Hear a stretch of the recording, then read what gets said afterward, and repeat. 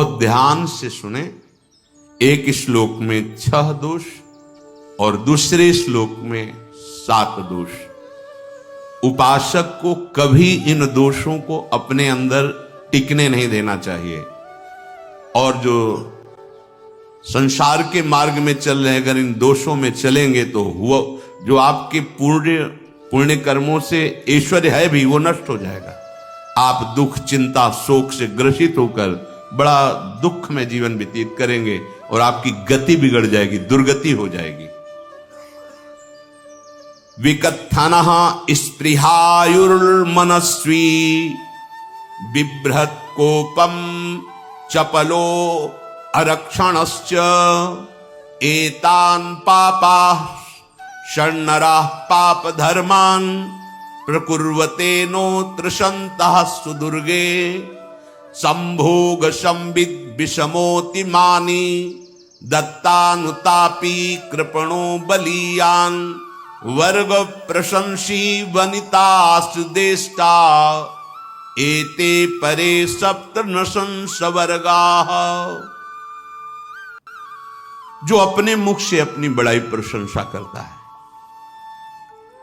ये 13 लिख लो दिमाग में, डायरी में, क्योंकि ये नोट हो रहा है, आवाज डाली जाएगी, आप बार बार सुन, इनसे बचिए। अपनी बड़ाई, अपनी प्रशंसा कभी अपने मुख से नहीं करना, नहीं तो आपके पुण्य नष्ट हो जाएंगे, बुद्धि भ्रष्ट माने गिर जाएगी। अगर परमार्थ में चल रहे हैं तो भी, और व्यवहार में तो पुण्य नष्ट हो ही जाएंगे। बुद्धि गिरी हुई तभी ऐसी बात होती है। और यह दोष बहुतायत है, ये बहुत प्रभावशाली है, अपनी बड़ाई मारना। इसको देख लो, पकड़ो, सत्संग है। अपने मुख से कभी अपनी बड़ाई ना करना। अगर कोई अपने मुख से अपनी बड़ाई करता है तो उसके सुकृत नष्ट हो जाते हैं, बुद्धि भ्रष्ट माने गिर जाती, पतित हो जाती है, फिर निर्णय ठीक नहीं। अगर हमारा सारथी, हमारा ड्राइवर मूढ़ हो तो कहीं भी हमको गिरा देगा, तो वो बुद्धि भ्रष्ट मतलब गिर जाती है, निर्णय करने लायक नहीं रहती। अपनी प्रशंसा अपने मुख से करना।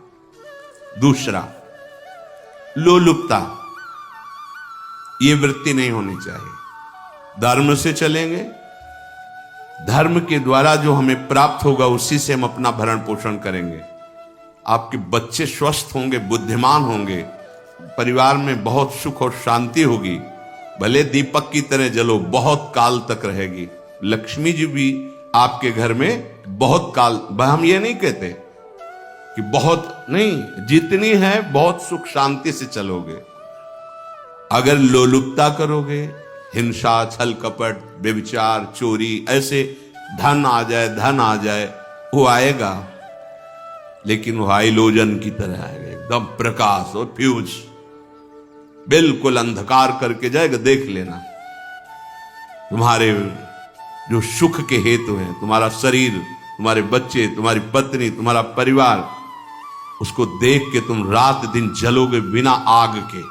ऐसे उनके आचरण होंगे, ऐसे उनके अंग होंगे, ऐसे उनके दिमाग होंगे, ऐसा उनका व्यवहार होगा। ये लोलुपता अगर उपासक में या किसी में है तो उसको नष्ट कर देती है। सावधान। तीसरा, यदि आपका अपमान होता है तो आपको उसे सहन करना होगा, उससे आपके पाप नष्ट हो जाएंगे।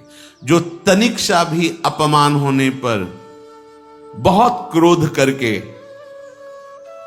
दूसरे का अपकार करने लगता है, ये आपका पतन करा देगा, ये आपको फंसा देगा, हृदय जलेगा, अर्थव्यवस्था नष्ट होगी, पूरा परिवार दुखी होगा।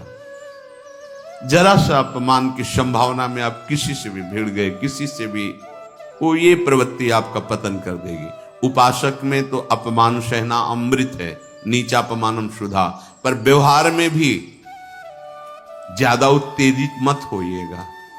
ये तो कुछ मिनट की बात है, अगर आपने उसे मारा पीटा, रिपोर्ट हुई कानून की, ओ फंसते चले जाओगे, अर्थ जाएगा, समय जाएगा, चिंतन जाएगा, बहुत तरह से हानि हो जाएगी।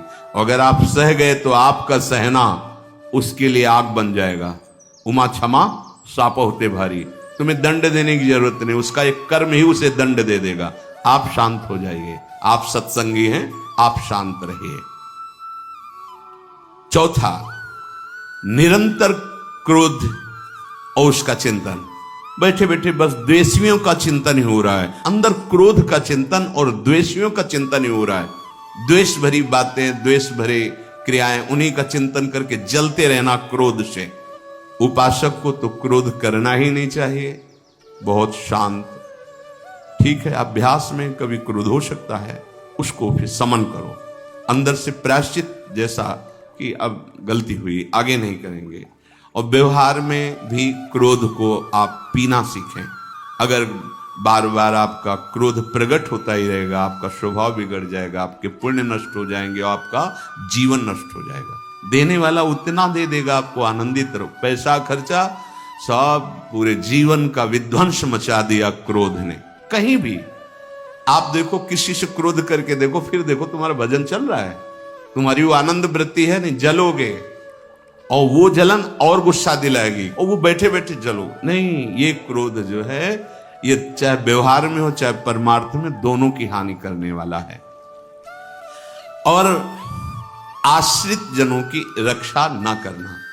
अगर कोई भाग कर आपके पास आ गया है, कोई पशु पक्षी या कोई मनुष्य, आपको चाहिए कि अब चाहे हमारे पहले प्राण जाए, उसकी रक्षा करेंगे। सीवी जैसे तो कोई बिरले ही होते हैं, पर इतना जरूर ध्यान रहे, जैसे कोई पशु पक्षी किसी भय से आपकी सीमा के अंतर्गत आ गया है, अब उसकी रक्षा करनी है आपको। अगर आप स्वयं मार देते हैं या मरवा देते हैं, या आपके सुकृत नष्ट कर देगा, या आपकी दुर्गति का कारण बन जाएगा। और जो पाप कर्म उत्साहित होकर करते हैं, उपासक को तो बहुत सावधान रहना चाहिए, पर व्यवहार में भी जो नहीं करना चाहिए, अगर वो पाप कर्म आपके द्वारा मन में प्रेरित हो रहे हैं, संकल्प बन रहा है, क्रियाएं हो रही, दुर्गति पक्की, पुण्य नष्ट हो जाएंगे, दुख अशांति बढ़ती चली जाएगी, कभी शांति नहीं प्राप्त कर पाएंगे। ऐसा नहीं कि जो मन में आवे सो करे। पापाचरण निडर और उत्साहित होकर करना, अगर ऐसे लक्षण है, निश्चित दुर्गति होती है। ये 6, अपनी बहुत बड़ाई करने वाला अपने मुख से, लोलुपता, तनिक से अपमान में सहन ना करने वाला, निरंतर क्रोधी और आश्रित जनों की रक्षा न करने वाला, और निडर हर्षित होकर पाप कर्म करने वाला।